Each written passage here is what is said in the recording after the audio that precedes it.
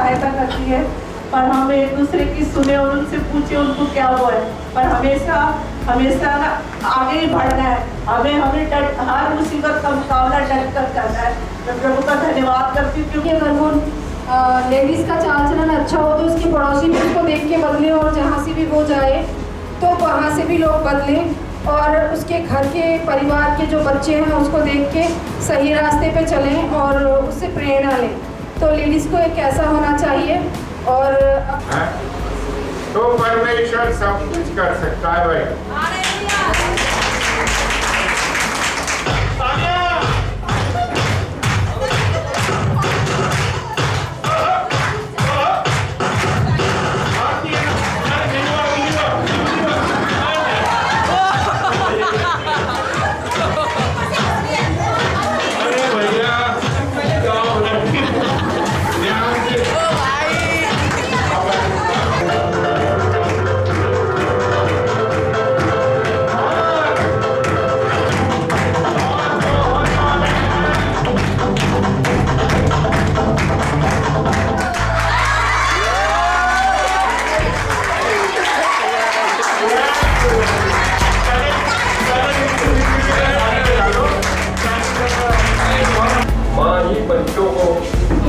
माँ ही के द्वारा पहली पाठशाला शुरू होती है घरों से।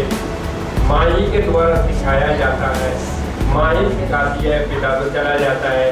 माँ ही सिखाती है परमेश्वर के बारे में और सारी बातें माँ ही सिखाती है, उठना बैठना खाना। जो कॉन्सेप्ट को नहीं समझते वो सोचते हैं कि भाई हम कुछ भी पहन सकते हैं, और अगर कोई देख रहा है तो उसकी आंखों में गलती है। मैंने जो कपड़े पहने हैं मेरे को तो दिखाई भी नहीं दे रहा कि मैंने क्या पहना। मैंने आपके लिए पहने कि आपको ना दिखे। हालेलुया। गहराई को समझिए इसको। हम इसमें जो है लूज नहीं हो सकते कि जो मर्जी पहन लो, जो मर्जी कर लो। हाँ ठीक है, अच्छा पहनो, बढ़िया क्वालिटी का पहनो, लेकिन क्या पहनना है, कैसे पहनना है, बहुत जरूरी है। मैंने जो कपड़े पहने वो आपके लिए पहने। एक लेडीज के अंदर जो सहन शक्ति होती है, जो पेशेंस होते हैं, वो वाकई काबिल तारीफ होते हैं। हमने देखा है कि जो पुरुष होते हैं उनको जल्दी क्रोध भी आ जाता है और जल्दी वो छटपटाने भी लगते हैं और किसी परिस्थिति में जल्दी घबरा भी जाते हैं और उस परिस्थिति को पेश करना उनके ताकत से बाहर हो जाता है। और जब पुरुषों की ताकत खत्म हो जाती है तो वह स्त्री की ताकत शुरू होती है। जो आज की जनरेशन है उसको ये लगता है कि हमारे माँ बापों को कुछ नहीं पता। वो कहते हैं अपने पेरेंट्स को कि आपको कुछ नहीं पता। जिन माँ बापों ने आपको ABCD से लेकर इतना पढ़ा लिखा बनाया है, भले ही वो अनपढ़ हैं, लेकिन बच्चे उन्हें कह देते हैं कि आपको कुछ नहीं पता। तो हमें उस चीज़ का ध्यान रखना है कि जो पेरेंट्स ने हमारे हाथों में कॉपी किताब थमाई है, अगर उन्हें भले ही इस एजुकेशन का ज्ञान नहीं है, लेकिन उनके जो जीवन है उसके पास तो सारा परमेश्वर की जो दूत उनके घर में आए हुए हैं और वो ये इतने कॉन्फिडेंस से बोल रहे हैं। कितने कॉन्फिडेंस है? इतने कॉन्फिडेंस के कि इस समय पर तेरे पुत्र उत्पन्न होगा। इतने कॉन्फिडेंस से बोल रहे हैं और उस पर भी विश्वास नहीं किया। हाँ? नहीं कर, हंस रही है वो। हमारी जिंदगी भर जो है अविश्वास में हम जीते, फिर भी हम पास्टर के पास गए, पास्टर जी काम तो हुआ नहीं, कैसी दुआ करते रहो। हमारे जीवन अविश्वास से भरे हुए हैं और गलती किसकी है? पास्टर की है, दीदी की है। उन्होंने कैसी दुआ करी? अब की बारी अच्छी सी दुआ करो, लेकिन विश्वास के अनुसार आप चल रहे हो। आपकी जुबान चल रही है विश्वास के अनुसार, आपके एक्शन चल रहे हैं वो विश्वास के अनुसार, आपका जीवन चल रहा है क्या विश्वास के अनुसार।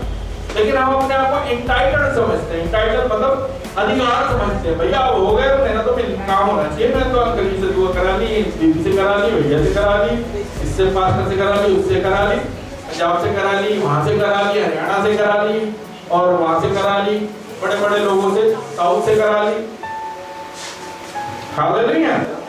जिंदगी में बहुत बार उतार और चढ़ाव आते हैं, बहुत बार कई बार हम डगमगा जाते हैं, लेकिन फिर हमें उस जो है ना उस रस्सी को पकड़ लेना है जो परमेश्वर की, हालेलुया, ताकि हम डूबने ना पाए दोबारा में, हालेलुया।